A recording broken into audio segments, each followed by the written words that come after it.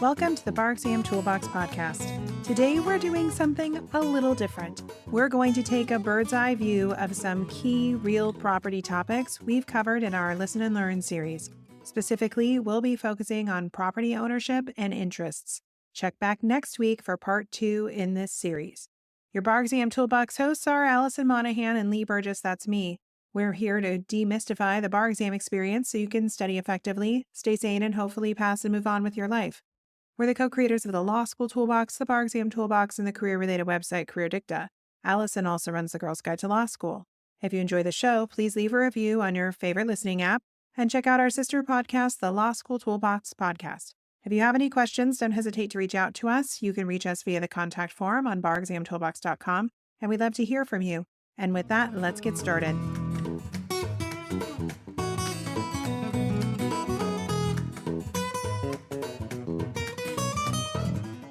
In our episode on concurrent estates, we discussed how multiple people can own property at the same time. We covered 3 main types: tenancy in common, joint tenancy, and tenancy by the entirety. Tenancy in common is the default form of concurrent ownership. Each tenant has the right to possess the entire property, even if they have different fractional shares of ownership. There's no right of survivorship here. Let's consider an example. Alice and Bob own Blackacre as tenants in common, with Alice owning 75% and Bob 25%. If Alice dies, her 75% interest doesn't go to Bob. Instead, it would pass to Alice's heirs according to her will or state intestacy laws. Joint tenancy, on the other hand, does have a right of survivorship. To create a joint tenancy, you need what we call the 4 unities: possession, interest, time, and title. Here's a quick example. If Carol and David buy Greenacre as joint tenants with the right of survivorship, they each have an equal right to possess the entire property. They have equal ownership interests. They acquired their interests at the same time and through the same deed. If Carol dies, her interest automatically passes to David, regardless of what Carol's will might say. Tenancy by the entirety is similar to joint tenancy, but it's only for married couples. It requires a 5th unity, the unity of person. For instance, if Emily and Frank, a married couple, buy Blueacre as tenants by the entirety, neither can sell or encumber the property without the other's consent. If they divorce, the tenancy by the entirety usually converts to a tenancy in common. Now, let's shift gears to present and future estates, which we covered in 2 episodes. These episodes delve into how property ownership can be divided over time. The most common form of ownership is the fee simple absolute. Think of this as the whole pie of property rights, but sometimes that pie gets sliced up into present and future interests. For instance, a life estate grants possession of property to someone for the duration of a person's life. Let's say Greg owns Redacre and grants Redacre to Hannah for life. Hannah has a life estate in Redacre. She can use and enjoy the property for her lifetime, but she can't sell or will away the future ownership of the property. When Hannah dies, the property goes to whoever holds the future interest. If Greg's grant said, to Hannah for life, then to Ian, Ian would hold a type of future interest called a remainder.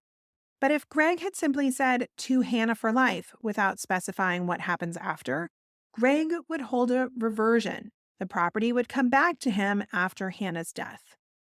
We also talked about defeasible fees, which are ownership interests that can be terminated if a specific event occurs. For example, if Greg grants Redacre to Hannah so long as it's used as a farm, Hannah has a fee simple determinable. If Redacre ever stops being used as a farm, it automatically reverts to Greg or his heirs. Greg's future interest here is called a possibility of reverter. Now let's talk about 2 types of non-possessory interests in land: easements and covenants. We covered easements and covenants in 2 episodes.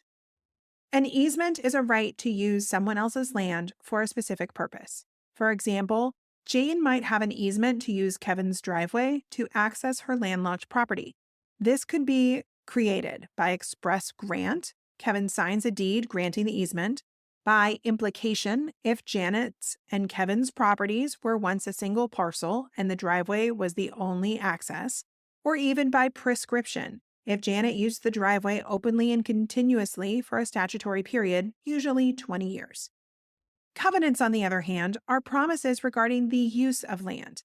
They can be affirmative, requiring the owner to do something, or restrictive, prohibiting certain uses. For example, a covenant might require all homes in a neighborhood to be painted white, or prohibit owners from operating businesses out of their homes. The key thing to remember about covenants is that they can run with the land, meaning they can bind future owners of the property. As you can see, these topics are all interconnected. There are different ways of slicing up the rights that come with property ownership. When you're studying for an exam, try to think about how these concepts relate to each other. Let's consider a complex example. Liam owns Yellowacre and grants Yellowacre to Maria and Nate as joint tenants with right of survivorship. But if the property is ever used for commercial purposes, then to Oscar. Maria and Nate are joint tenants with a defeasible fee, specifically a fee simple subject to an executory limitation. Oscar has a future interest called an executory interest. If Maria dies, her interest would pass to Nate due to the right of survivorship. But if either Maria or Nate alone after Maria's death, uses Yellowacre for commercial purposes, the property would go to Oscar in fee simple absolute. Remember, the bar examiners love to test these topics in combination. They might give you a fact pattern involving joint tenants where one tenant grants an easement or a life estate holder violates a covenant. The key is to spot all the issues and understand how these different property interests interact. As you review these topics, I encourage you to create visual aids. Draw out the timelines for future interests or make charts comparing the different types of concurrent ownership. And of course, practice applying these rules to hypothetical scenarios. The hypos we discuss in our Listen and Learn episodes are a great place to start. That's all for our overview of property ownership and interests. In our next episode, we'll be covering property regulation and transfer, including topics like zoning, recording statutes, and adverse possession. If you enjoyed this episode of the Bar Exam Toolbox podcast, please take a second to leave a review and rating on your favorite listening app. We'd really appreciate it, and be sure to subscribe so you don't miss anything.